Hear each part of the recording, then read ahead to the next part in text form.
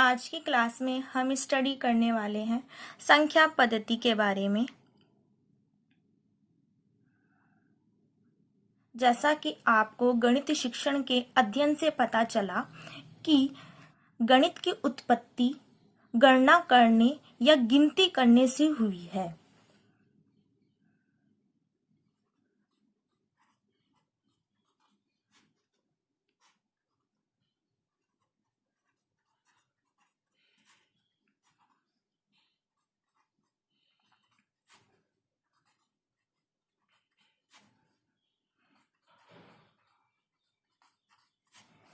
और आपको पता है कि गिनती का जो मूल आधार है वो होती है संख्याएं।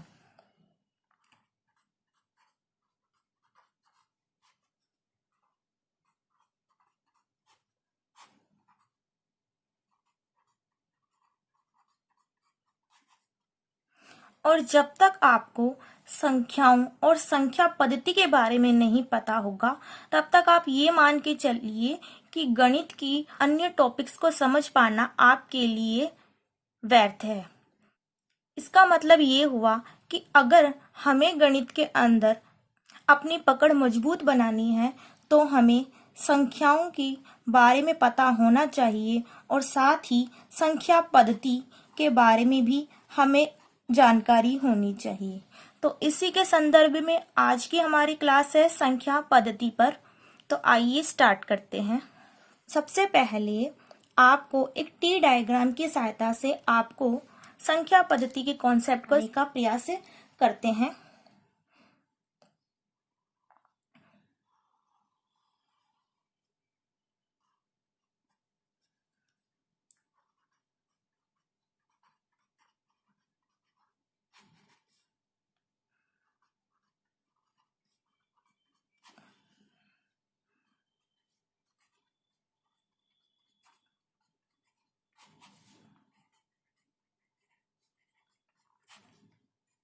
संख्या पद्धति की शुरुआत होती है संख्या से।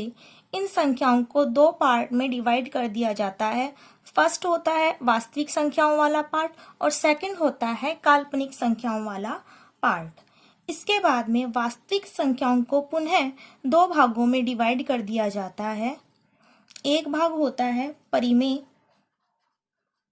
या रैशनल नंबर का और दूसरा भाग होता है अपरिमेय संख्याएं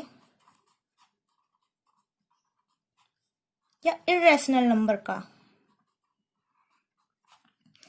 इसके बाद में परिमेय संख्याओं को भी 6 अन्य भागों में डिवाइड कर दिया जाता है।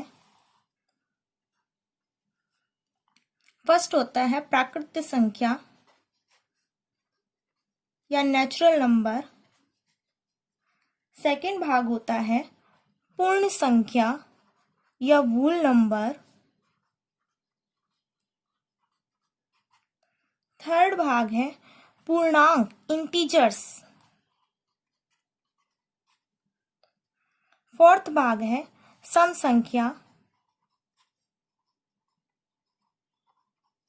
और जब सम संख्या है तो साथ में विषम संख्या भी इसका एक भाग है।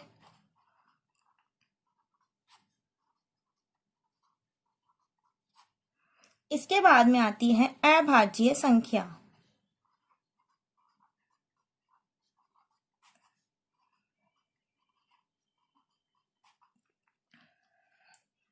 तो फर्स्ट तो आपको क्या करना है, इस आउटलाइन डायग्राम या टी डायग्राम को अपने माइंड में इसका कॉन्सेप्ट फिट करना है कि संख्या पद्धति को दो भागों में डिवाइड किया गया है, वास्तविक संख्या और काल्पनिक संख्या। और वास्तविक संख्या को पुनः परिमेय और अपरिमेय संख्याओं में डिवाइड किया गया है।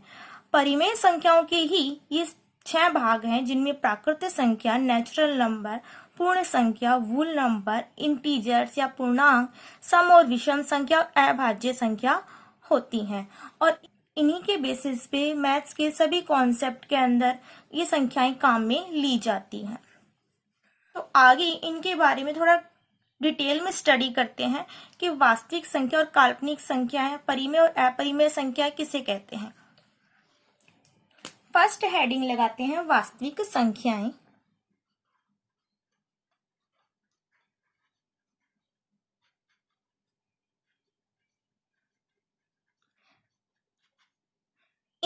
रियल नंबर भी बोलते हैं।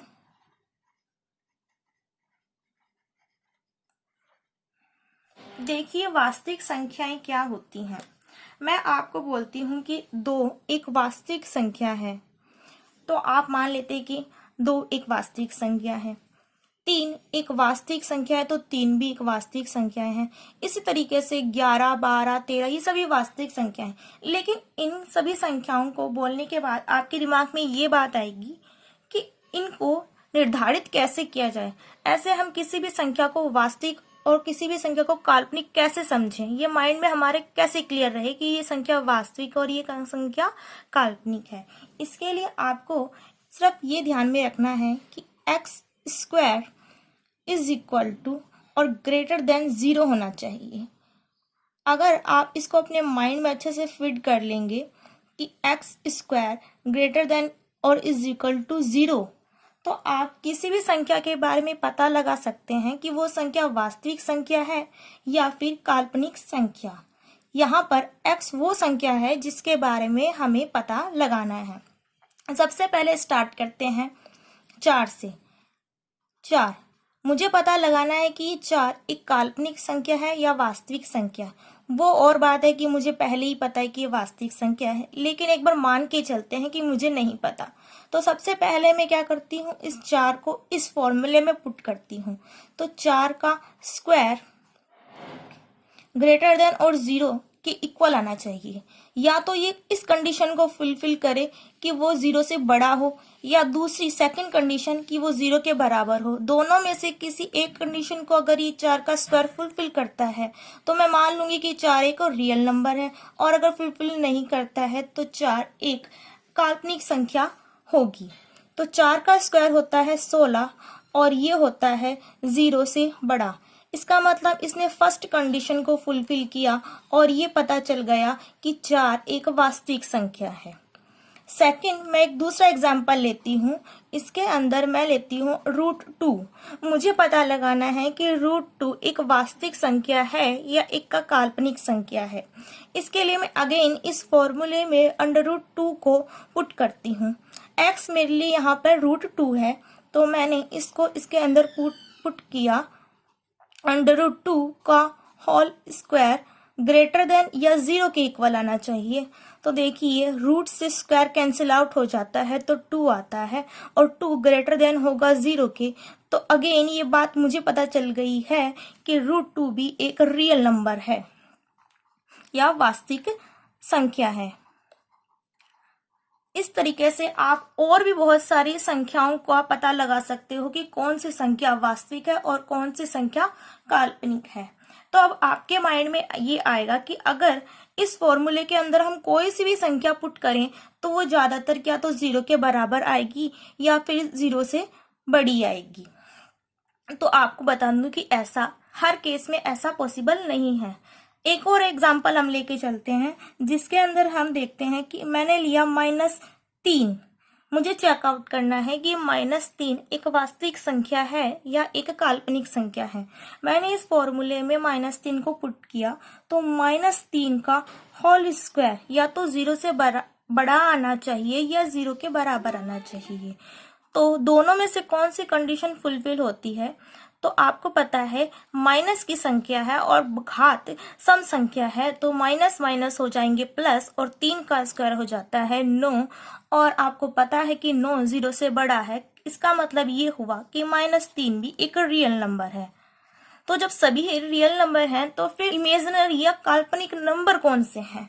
इसका हम पता लगाते हैं कि अगर कोई संख्या रूट में है, क्या रूट के अंदर है और वो संख्या माइनस में है, हम ये चेक करते हैं कि क्या वो संख्या रियल नंबर है या इमेजिनरी नंबर है। तो मैंने रूट के अंदर संख्या ली है -4। अब इस संख्या का बारे में मुझे पता लगाना है कि या तो ये रियल नंबर होगी या ये इमेजिनरी नंबर होगी या काल्पनिक संख्या होगी। तो इसके लिए अगेन मैं एक्स स्क्वायर ग्रेटर फॉर्मूले में इसको पुट करके देखती हूँ। यहाँ पर x मेरे लिए √-4 है, तो मैंने इसको इसके अंदर पुट किया, इसका होल स्क्वायर किया। अब मुझे चेकआउट करना है कि या तो ये 0 के बराबर हो या 0 से बड़ी हो। तो देखिए स्क्वायर से कैंसिल आउट हो जाता है, अब बचता है -4, और -4 ना तो 0 के बराबर है और ना ही 0 से बड़ा है। ये कंडीशन यहाँ पर दोनों ही कंडीशन फुलफिल नहीं होती है। इससे ये पता चलता है कि जो -√4 है ये एक इमेजिनरी नंबर है, नॉट ए रियल नंबर। कहने का मतलब ये हुआ कि ऐसी संख्या जो रूट के अंदर है और माइनस की है, वो इस कंडीशन को जब तक सेटिस्फाई नहीं करेगी वो एक इमेजिनरी नंबर ही रहेगी। और भी ऐसी आप बहुत सी संख्याओं के बारे में पता लगा सकते हैं कि वो एक वास्तविक संख्या है या काल्पनिक संख्या। इसके अलावा वास्तविक और काल्पनिक संख्याओं को आप जनरली वैसे भी माइंड में सेट करके याद रख सकते हैं, पर मुझे लगता है कि ये एक बेस्ट तरीका है जिससे आप वास्तविक और काल्पनिक संख्याओं के बारे में कभी भी पता लगा सकते हैं। एक और देखते हैं कि क्या आयोटा एक रियल नंबर है या इमेजिनरी नंबर है। वैसे तो आपको पता होगा कि ये काल्पनिक संख्या है, फिर भी अगर हमें इस फॉर्मूले के थ्रू इसका पता लगाना हो तो हम कैसे लगाएंगे। आयोटा को जब हम इस फॉर्मूले में पुट करते हैं, आयोटा स्क्वायर ग्रेटर देन और इज इक्वल टू 0, और आयोटा स्क्वायर की वैल्यू क्या आती है -1, और आपको पता है कि ये ना तो 0 के बराबर है और ना ही ये 0 से बड़ा है। तो ये भी कंफर्म हो गया कि आयोटा भी एक काल्पनिक संख्या है।